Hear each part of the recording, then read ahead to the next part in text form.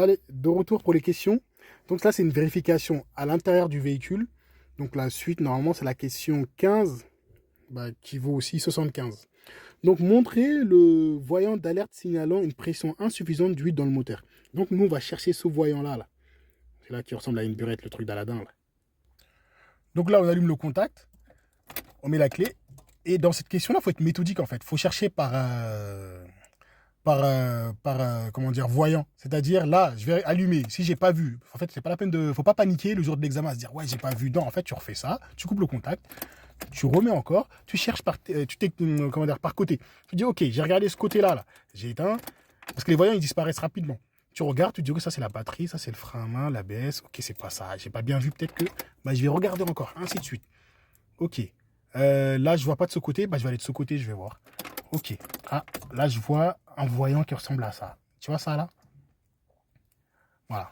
Ça, là. En fait, c'est ça qu'il faut montrer. En fait, tu le montres. En fait, n'hésite pas, en fait, à couper le contact, à le remettre. Hein. C'est pas grave. Hein. Genre, c'est pas chronométré. Tu fais ça, tu refais, et ainsi de suite. Jusqu'à ce que tu trouves le voyant. Si t'as pas trouvé le voyant, peut-être parce que dans certaines voitures, le voyant, il le mettra uniquement lorsqu'il y aura le défaut. S'il n'y a pas le défaut, il le met pas. Donc, en fait, ça, tu verras ça avec ton moniteur. Ça dépend des voitures.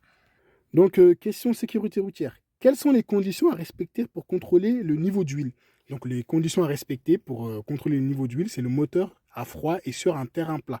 C'est-à-dire, ton moteur, il doit être à froid et sur un terrain plat. Pourquoi sur un terrain plat? Pas pour éviter en fait que ça soit biaisé, quoi. C'est-à-dire, si c'est sur une pente, une descente, en fait, tu vas croire qu'il y a de l'huile alors que ça se trouve, il n'y a pas d'huile.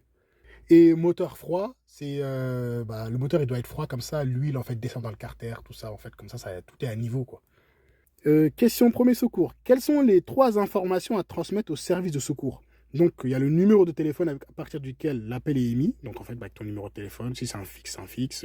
Si c'est les bornes orange là sur autoroute, ça aussi. La nature et la localisation la plus précise du problème. En fait, la nature de l'accident, si c'est un accident, tu marques, oui, tu dis voilà, il y a 2 voitures qui se sont rentrées dedans, il y a eu des blessés ou pas, en fait, la nature, en fait, voilà. Si c'est un accident domestique, tu dis que c'est un accident domestique.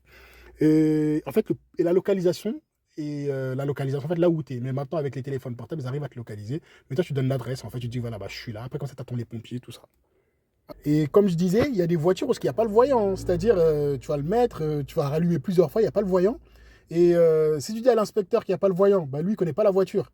Il va te mettre 0. Donc, il faudra que ton moniteur, il intervienne, qu'il dise, ouais, dans cette voiture, en fait, c'est uniquement quand le défaut, il apparaît que il y a ce défaut, ce voyant-là. Sinon, en fait, tu dois le dire, là, il n'y a pas le voyant. Et tu te donnes la couleur aussi. Tu dis, normalement, il est rouge. Tu fais la description du voyant, quoi.